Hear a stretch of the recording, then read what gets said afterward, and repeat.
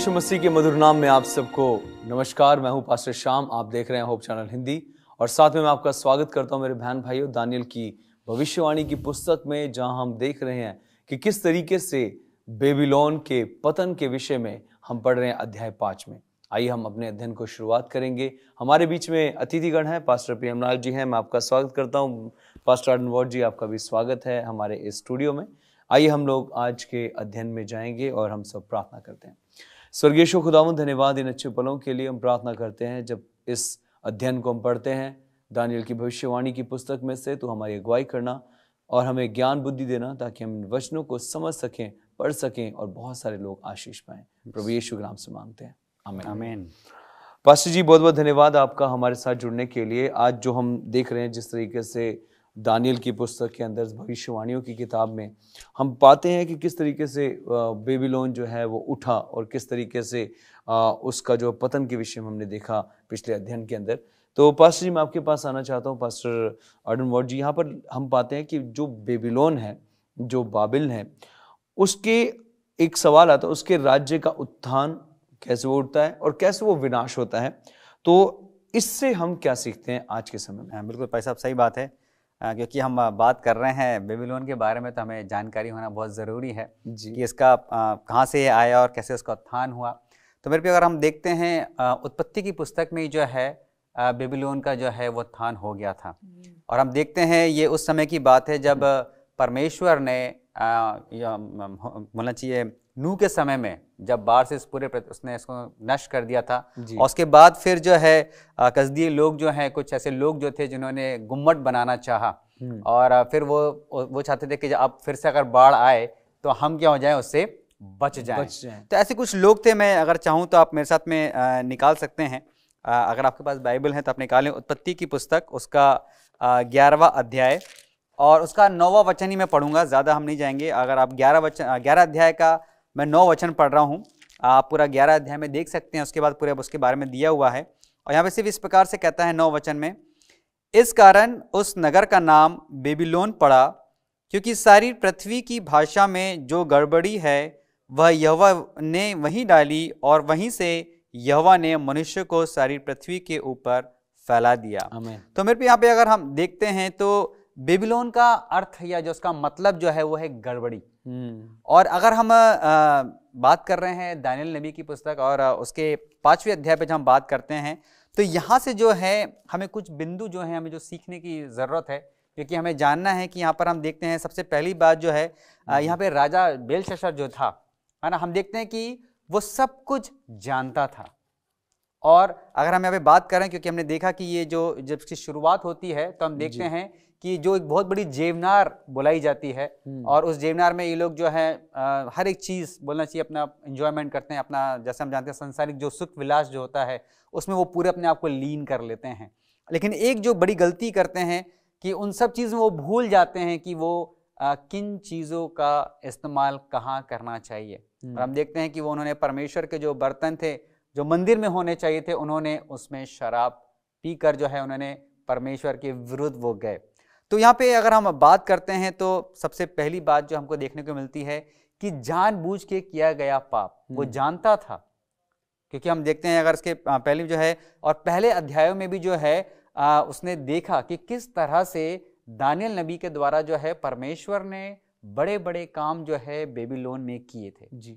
और यहाँ तक कि जैसे हम जो स्वप्न की बात करते हैं, उसके नबूकदनेस्सर राजा के बारे में बात करते हैं, तो उस समय भी हम देखते हैं कि दानियल ने जो है उसने किस तरह से नबूकदनेस्सर को जो है परमेश्वर की सामर्थ्य से उन सारे स्वप्नों का और उसका अर्थ भी जो है उसने उनको बताया।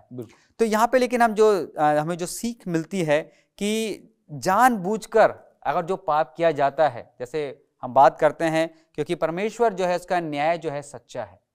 और अगर यहाँ पे हम देखते हैं तो परमेश्वर ऐसा नहीं है, वो हर एक के लिए जो है उसका न्याय एक समान है। बिल्कुल। यहाँ पे भी जो है हम कुछ बातों को देखना चाहते हैं कि परमेश्वर जो है वो किसी का भी न्याय करने के पहले उसको चेतावनी देता है, उसको चेताता है, या अपने नबी को भेजेगा या किसी न किसी को भेजेगा ताकि वो परमेश्वर के बारे में जाने, परमेश्वर के प्रेम के बारे में जाने और वो जाने की सच्ची में वो सच्चा जीविता अद्वैत परमेश्वर कैसा परमेश्वर है। क्योंकि यहाँ पे जैसे हम देखते हैं पहली बात जो है हम देखते हैं कि उसने जानबूझ के वो काम किया। उसके बाद जो है वो हम देखते हैं कि वो उन देवी देवताओं या अन्य लोगों के देवी देवताओं के जो है पास में वो बर्तनों को क्या करता है, लेकर आता है। तो ये जो है कुछ ऐसी बातें हैं जो अगर परमेश्वर के विरुद्ध जाता है या परमेश्वर के विरुद्ध जानबूझ के जो कार्य किए जाते हैं, उसमें परमेश्वर जो है हमेशा अपने लोगों उनको जो है वो दंड देता है। और फिर हम देखते हैं अंत समय में किस तरह से जो है जब उसको मालूम था, जैसे हमने देखा कि वो हाथ वहां पे परमेश्वर अंतिम समय तक परमेश्वर ने उसको चेतावनी दी, हाथ के द्वारा भी जो है परमेश्वर ने वहां पे लिख के बताया, वो कपकपाने लगे, उनके घुटने टखनों में जो है बल नहीं रहा। उन्होंने दानियल को बनाया, फिर दानियल ने जो है वहां पे उनको उसका अर्थ बताया, सब कुछ बताया, उसके बावजूद भी जो है वो नहीं फिरे। तो कुछ चीजें ऐसी हैं जहाँ पे अगर हम दानियल की बात हम करते हैं तो इससे हमें यही देखना है कि क्योंकि कई बार जैसे हम अगर बात करते हैं तो अगर हम परमेश्वर की नहीं सुनते हैं तो हम देखते हैं कि परमेश्वर जो है फिर वो हमारे हृदय जो है कठोर हो जाते हैं। और फिर हर जगह जो है अगर हम शुरुआत जिसमें तक कि बेबीलोन अभी से नहीं है, शुरू से ही जो है बेबीलोन का जो है पतन जो है शुरुआत चली आ रही है और उसका पतन भी होता जा रहा है। तो परमेश्वर ने अपने समय, जैसे मतलब कि समय आने के अनुसार, समय के अनुसार जो है परमेश्वर ने समय समय पर, जब बेबीलोन के समय में लोग, और आज भी हम देखते हैं जब भी हमको ऐसा लगता है कि बुराई बढ़ रही है ना, कई बार हम बोलते हैं कि अब हम अंत के समय की ओर हैं, बुराई बढ़ती जा रही है। और जिस तरह से यहाँ पे भी भविष्यवाणी हम जानते हैं कि जब प्रभु यीशु मसीह का दोबारा आगमन होगा तो इस पृथ्वी भी जो है जो दुष्ट होंगे, जो कठोर मन हृदय वाले लोग होंगे, उनका क्या होगा, उनका नाश किया जाएगा और वो पूरी तरीके से क्या हो जाएंगे, नाश हो जाएंगे। तो यहाँ पे कुछ ऐसी बातें जो है हमें बेलशस्सर से सीखना चाहिए कि परमेश्वर के विरुद्ध किया गया, जानबूझ के किया गया पाप जो है परमेश्वर कभी माफ नहीं करता। बहुत बहुत धन्यवाद पास्टर जी इन विचारों के लिए। प्रिय दर्शकों, हमारा ये अध्ययन यूं ही चलता रहेगा, आप कहीं मत जाइएगा। मिलते हैं आपसे एक छोटे से ब्रेक के बाद।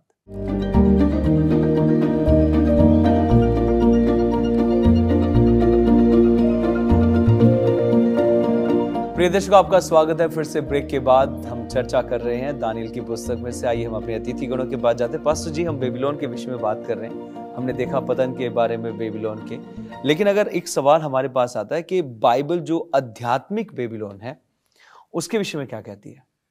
पास्टर, आपका क्वेश्चन आपका बहुत ही अच्छा है और हम देखते हैं कि बाबुल का संबंध बाइबल के साथ बहुत गहरा संबंध है जी। क्योंकि बाबुल जिस तरीके से परमेश्वर ने आरंभ किया इस संसार को, और उसके बाद जो पाप इस संसार में आया, और पाप के बाद जो है संसार में दो ग्रुप जब होते चले गए, एक परमेश्वर के साथ चलता रहा, एक जो है वो परमेश्वर के विरुद्ध में चलता रहा जी। तो जो ग्रुप परमेश्वर के विरुद्ध में जो हो गया, जो पार्ट परमेश्वर के विरुद्ध में हो गया, वो पार्ट हमेशा विरुद्ध में ही रहा और पाप में ही बढ़ता चला गया जी। इसी तरीके से अंतिम समय में भी संसार में दो पार्ट होंगे, एक खुदा के लोग होंगे और दूसरे वो लोग होंगे जिनको बाइबल जो है वो बेबीलोन या बाबुल जो है वो कहती है। जैसे पास्टर आर्डर ने बताया था हमको कि बेबीलोन का मतलब जो है वो गड़बड़ी है, गड़बड़ी का मतलब कंफ्यूजन, जिसमें जो है वो कुछ साफ और स्पष्ट नहीं है नहीं, उनका माइंड जो है वो उलझनदार है, उलझा हुआ माइंड है जी। सत्य उनके सामने नहीं है। इसी तरीके से हम देखते हैं जब पढ़ते हैं कि जैसे बाबुल का अंत हुआ जी, वैसे ही अंतिम समय में वो ग्रुप, वो बेबीलोन जिनके अंदर बाबुल की शिक्षा पाई जाती, ज्ञान पाया जाता है जी। जिस तरीके से बाबुल में विरोध पाया गया परमेश्वर के लोगों का, अंतिम समय में भी परमेश्वर के लोगों का विरोध करने वाले ऐसे ही लोग जो है वो पाए जाएंगे। और वो लोग जो विरोध करने वाले होंगे उनके लिए मैं बाइबल में एक पैसेज जब पढ़ना चाहूंगा, बाइबल का पद जी। ये मिलता है हमें प्रकाशित वाक्य 16वां अध्याय जी। और उसका 12 और 13 पद में लिखता है जी। यह कहता है, यहाँ कुछ स्वर्गदूतों का जिक्र है और उन स्वर्गदूतों के पास कटोरे हैं जो उन्होंने पृथ्वी के ऊपर डाले। तो ये 6वां स्वर्गदूत है ये जी। तो 6वें मैं पढ़ना चाहूंगा, 6वें स्वर्गदूत ने अपना कटोरा महानदी फरात पर उड़ेल दिया जी। और उसका पानी सूख गया कि पूर्व दिशा के राजाओं के लिए मार्ग तैयार हो जाए जी।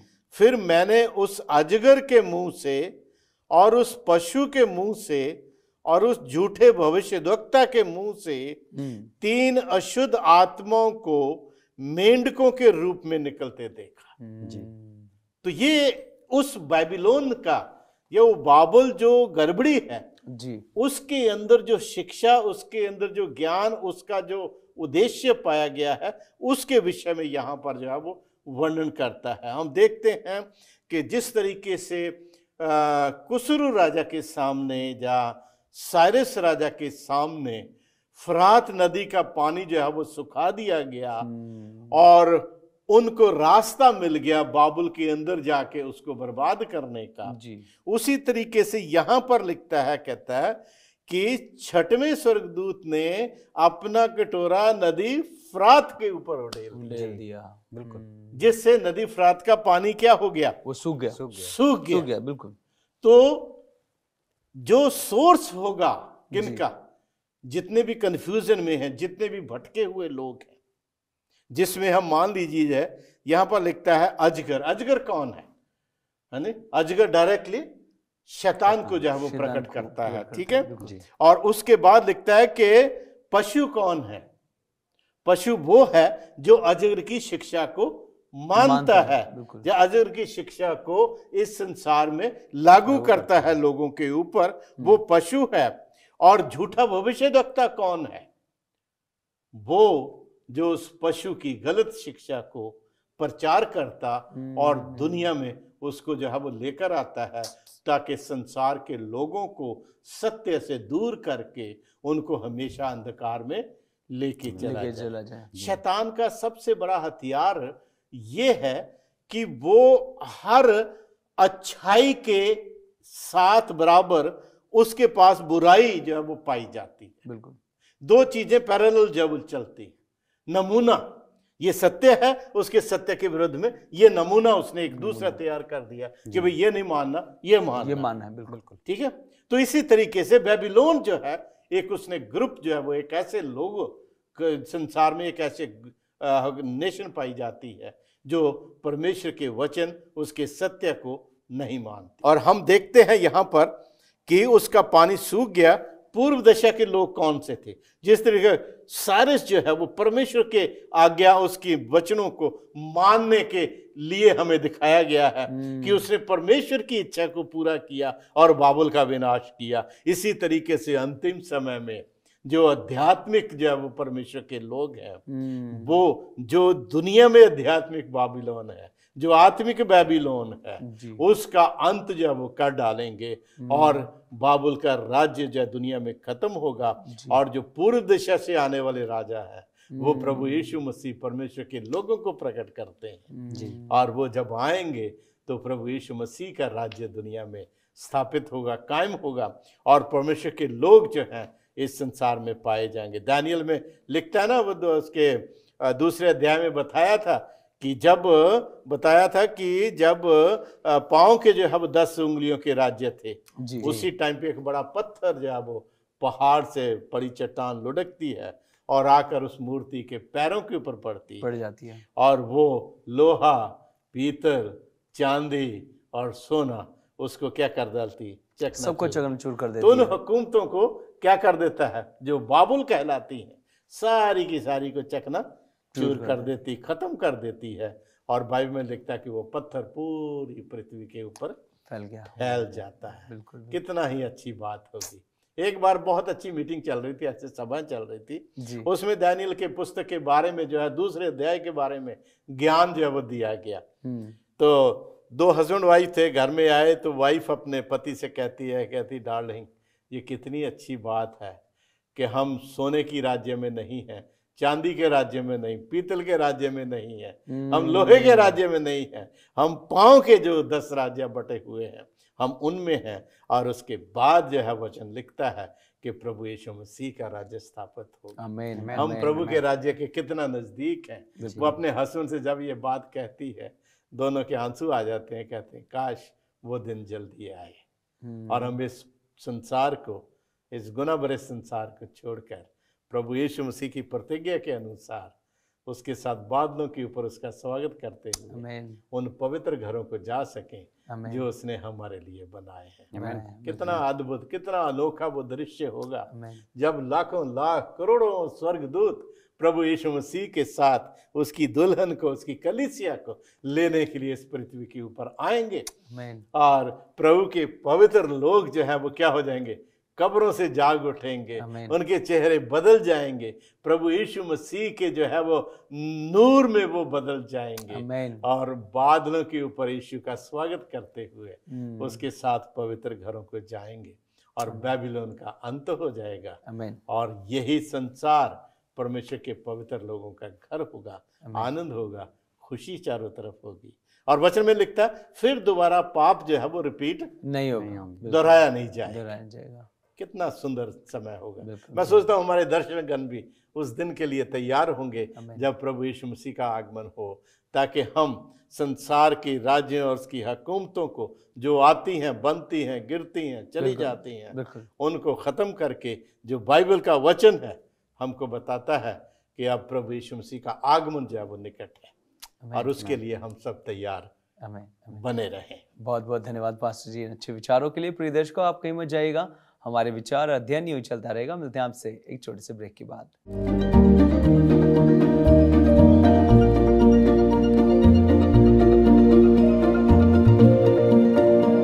प्रिय दर्शकों, आपका स्वागत है फिर से ब्रेक के बाद। हम चर्चा कर रहे हैं दानियल की पुस्तक में से। आइए हम अपने अतिथिगणों के पास जाते हैं। पास्टर जी, मैं आपसे सवाल पूछना चाहता हूँ। जिस तरीके से हमने देखा है, अभी आध्यात्मिक बेबीलोन के विषय में भी हमने बात करी है, तो यहाँ पर एक सवाल और आता है कि वो कौन सा बड़ा पाप था जिसके कारण जो बेबीलोन है वो घेरा गया? जी pastor ji. Thank you so much pastor साहब, बहुत अच्छा प्रश्न है। और जैसा कि अभी हमने शुरू में देखा था कि बेबीलोन का जो अर्थ है वो है गड़बड़ी।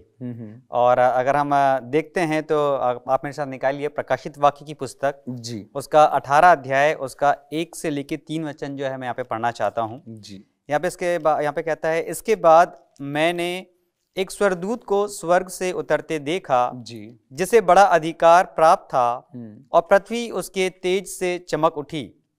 उसने ऊंचे शब्द से पुकार कर कहा, गिर गया, बड़ा बेबीलोन गिर गया है, वह दुष्ट आत्माओं का निवास और हर एक अशुद्ध आत्मा का अड्डा अड्डा और हर एक अशुद्ध और घृणित पक्षी का अड्डा हो गया, क्योंकि उसके व्यभिचार की भयानक मदिरा के कारण सब जातियां गिर गई हैं जी, और पृथ्वी के राजाओं ने उसके साथ व्यभिचार किया है और पृथ्वी के व्यापारी उसके सुख विलास की बहुतायत के कारण धनवान हुए हैं। तो यहाँ पे भी हम देखते हैं, जैसे कि भाई साहब ने कहा कि किस तरह से उस समय स्वर्गदूत को जो है बोला गया और उसने वैसा किया। और यहाँ पे भी हम देखते हैं कि अगर हम बेबीलोन के बारे में बात कर रहे हैं तो बेबीलोन जो है वहाँ पे सबसे बड़ा, अब यहाँ पे हम देखें कि उसके अंदर क्या क्या चीजें थी, बिल्कुल क्या क्या चल रही थी। यहाँ पे अगर हम बात कर रहे हैं तो हम वही बता रहा था कि वो दुष्ट आत्माओं का निवास स्थान है, वो एक अशुद्ध आत्मा का जो है अड्डा, हर एक अशुद्ध और घृणित पक्षी का जो है वो अड्डा। और यहाँ पे वही बोलना चाह रहा है कि क्योंकि उसने अपने व्यभिचार की भयानक मदिरा जो है वो सारी जातियों को पिलाई। जैसे कि अभी भाई साहब ने कहा कि उनके अंदर सत्य है ही नहीं, बिल्कुल। और देखिए ये शुरू से ही हम देखते आ रहे हैं, जैसे पैसा में कहा कि 2 ग्रुप होंगे, क्योंकि बाइबल भी हमको बताती है कि अंत समय में जो परमेश्वर की भेड़ें हैं, जैसे वचन कहता है कि परमेश्वर का वचन कहता है कि मेरी भेड़ें मेरा शब्द जानती है, पहचानती है। तो उसी प्रकार से यहाँ पे भी बताया गया है कि बेबीलोन के ये लोग जो है ये उस एक बोला गया एक भेड़ है और एक बकरे का एक एग्जाम्पल दिया हुआ है। और आप देखिए, सही बात है, जो बकरियां होती है और भेड़ होती है, इनमें जमीन आसमान का अंतर होता है। बिल्कुल। अगर आप, क्योंकि जो मैंने भी देखा है, आप प्रिय दर्शकों आपने भी देखा होगा, जो भेड़ का जो अगर जो चरवाहा है वो सीटी अगर एक बजाता है तो एक के पीछे एक भेड़ जो है वो हो लेती है ना। मतलब बहुत ही सुनिए कितनी आदर्श, मतलब कितनी मन भावना वाली बात है कि ऐसा जब मैंने आंखों से देखा, आप लोग भी जब देखते हैं आंखों से भेड़ों के, जब एक चरवाहा जो है जब सीटी मारता है तो उसके पीछे हो लेती है। लेकिन अगर हम उसी तरह से अगर हम बकरों की या बकरियों की बात करते हैं तो आपने कभी भी उनका जो झुंड देखा होगा तो आपने देखा होगा कि अगर उनका चरवाहा जो है अगर उनको कुछ बोलता है तो वो एक डायरेक्शन में नहीं होते, वो अलग अलग जो है इसमें जाते हैं तो इसी तरह से कुछ बेबीलोन का भी कुछ इसी तरह से हाल था जी, कि वहां पे लोग जो हैं वो मैंने बताया कि जैसे भाई साहब ने बताया कि उसमें सत्य है ही नहीं, बिल्कुल। तो हर एक लोगों की अलग अलग विचारधारा थी, अलग अलग धारणाएं थी, और इसी कारण से जो है जहाँ पे अलग अलग विचारधाराएं होती है, धारणाएं होती है, तो हम देखते हैं वहाँ पे वो परमेश्वर पे जो है विश्वास नहीं करते हैं या परमेश्वर को नहीं मानते हैं, क्योंकि वो अपनी विचारधारा को ही सही ठहराना चाहते हैं। तो आज भी हम देखते हैं कि ये संसार में भी वही चीजें हो रही है, और ये सारी चीजें जो है हमें बताना चाहती है कि हमको दिखाना चाहती है कि बेबीलोन में भी यही चीजें सब हो रही थी, जिसके कारण बेबीलोन का क्या हुआ, विनाश हुआ। तो मैं समझता हूँ भाई साहब कि ये जो है हमें यहाँ पे सिखाता है कि ये सारी चीजें जो हैं जो वहाँ पे हुई है, और आज भी वो सारी चीजें संसार में चल रही है। देखिए सत्य से कभी भी इसलिए बोलते हैं कि सत्य छुपता नहीं है, जो सत्य जो है कहीं ना कहीं किसी न किसी के सामने आता ही है। आज कई बार जो हम देखते हैं कि कोशिश लोग करते हैं, मनुष्य करता है, क्योंकि मैंने बताया कि उस तरह के वो जो कसदी लोग थे उनके वो जीन्स में वो चीज पाई जाती है, वो लोग सत्य को ग्रहण ही नहीं करना चाहते हैं। अगर हम नबूकदनेस्सर की बात कर रहे हैं, कितने बार उसके सामने दानियल, कितने बार उसने उसको बताया, परमेश्वर ने उसको कितने बार चिताया, कितने बार सिखाया, लेकिन जब वो जानवर बना उसके बाद हम देखते हैं कि उसने परमेश्वर को विश्वास किया। तो उसी प्रकार से मेरा एक प्रश्न यही है प्रिय दर्शकों की, क्या परमेश्वर का बोलना चाहिए इतना वो हमें दर्दनाक वो करे, इसके बाद ही हम अपने मनों को, हृदय को परिवर्तित करें? तो हमें यहाँ चीज सीखने की बात है, हमें जानने की बात है कि परमेश्वर की योजनाएं क्या है। तो इसी प्रकार से हम देखते हैं कि बेबीलोन जो है उसके अंदर ये सारी बातें चल रही थी, और हम देखते हैं कि ना कि सिर्फ उसके अंदर चली थी, बल्कि बताया कि उसने अपना वो सुख विलास जो बोला है मदिरा के रूप में, जो वो मंदिर में जैसे हम बात कर रहे हैं, जो वो एक बहुत बड़ी जेमनार चल रही थी, और उन्होंने जो शराब जो उसमें मंदिर के बर्तन में पिलाया, तो ना कि सिर्फ उसने राजा ने अकेले पिया, बल्कि उसने सबको वो मदिरा वो पिलाई है। तो आज भी हम देखते हैं कि सत्य चाहे कितना भी बोलना चाहिए ढाका जाए, पर वो एक दिन जो है उभर के लोगों के सामने जरूर आएगा। बिल्कुल। व्यभिचार का अर्थ है जब एक पत्नी अपने पति को छोड़ के दूसरों के पास जाती है। बिल्कुल, ये संसारिक दृष्टि में, बिल्कुल ठीक है ना। इसी तरह आत्मिक रूप में जब परमेश्वर के लोग अपने पति परमेश्वर को छोड़कर जब संसारिक वस्तुओं को ईश्वर मानने लग जाते हैं, तो वो क्या करते हैं, वो व्यभिचार करते हैं। बिल्कुल। नंबर 1। नंबर 2, उसकी व्यभिचार की भयानक मदिरा क्या चीज है? तो उसके व्यभिचार की भयानक मदिरा वो उसकी झूठी और गलत शिक्षा है, जिसको उसने दुनिया में फैलाया। बिल्कुल। तो उसी के कारण उसने पूरी दुनिया को क्या कर दिया, मतवाला बना दिया। पूरी दुनिया को उसने क्या कर दिया, अपने उसी गलत अंधकार की शिक्षा में उसने क्या कर दिया, उसको धकेल दिया। बिल्कुल, उसको डुबो दिया, उसने बर्बाद कर दिया उसको। इसलिए उसका एक समय परमेश्वर निर्धारित कर रहा है कि बाबुल गिर पड़ा, बड़ा बाबुल शहर गिर पड़ा। बिल्कुल। इसलिए परमेश्वर की अंतिम बुलाहट उन लोगों के लिए है। यदि आप 18वां अध्याय उसका 4था वचन पढ़ेंगे जी, तो यहां परमेश्वर लिखता है, प्रकाशित वाक्य 18 उसका 4था पद, उसमें लिखता है, फिर मैंने स्वर्ग से एक और शब्द सुना, हे मेरे लोगों, उनमें से निकल आओ कि तुम उनके पापों के भागीदार ना हो, और उसकी विपत्तियों में से कोई तुम पर ना आ पड़े। देखिए, तो परमेश्वर उन विपत्तियों से बचा करके अपने लोगों को बुला रहा है, हे मेरे लोगों, मेरे पास आओ, मेरा जुआ अपने ऊपर ले लो, वो हल्का और सहज है, और मैं तुम्हें क्या दूंगा, विश्राम दूंगा। लेकिन इंसान पाप में इतना डूब गया है कि उस विश्राम को पाना नहीं चाहता, वो उसी में जीना चाहता है। इसलिए उसको क्या लिखता है कि उसके भय विचार की भयानक मदिरा से दुनिया जो है, संसार जो है, वो क्या हो गया है, मतवाला। बहुत बहुत धन्यवाद पास्टर जी इन विचारों के लिए। मैं आपका शुक्रिया अदा करता हूँ हमारे साथ स्टूडियो में जुड़ने के लिए, और इस गहन चिंतन के ऊपर, अध्ययन के ऊपर, अपने विचारों और बाइबल के अध्ययन के ऊपर अपने प्रकाश डालने के लिए बहुत बहुत धन्यवाद। और धन्यवादित दर्शकों, आपका भी, आपने इस अध्ययन को सुना है। आइए हम इस अध्ययन का अंत में जाएंगे, और मैं पास्टर लाल जी आपसे रिक्वेस्ट करूंगा, प्रार्थना करें। प्रभु तेरा धन्यवाद देते हैं, इन भेदों को तूने हम पर प्रकट किया है, और हमने परमेश्वर इनकी समझ पाई है। इसलिए चाहते हैं प्रभु, जब ये हमारे दर्शक गणों तक जाता है, होने दे तेरा पवित्र आत्मा उनके हृदय में काम कर सके प्रभु, और वो इस वचन की सच्चाई को ग्रहण करके प्यारे प्रभु जी तेरे कदमों में आ सकें और अनंत जीवन के भागीदार हो सकें। प्रभु यीशु के नाम से हम ये विनती मांगते हैं, आमीन आमीन। आमीन आमीन। बहुत बहुत धन्यवाद पास्टर जी प्रार्थना के लिए। प्रिय दर्शकों, हम मिलेंगे आपसे अगले अध्ययन में, कहीं मजा आएगा। मिलते हैं आपसे अगले अध्ययन में, तब तक आप सबको जय मसीह।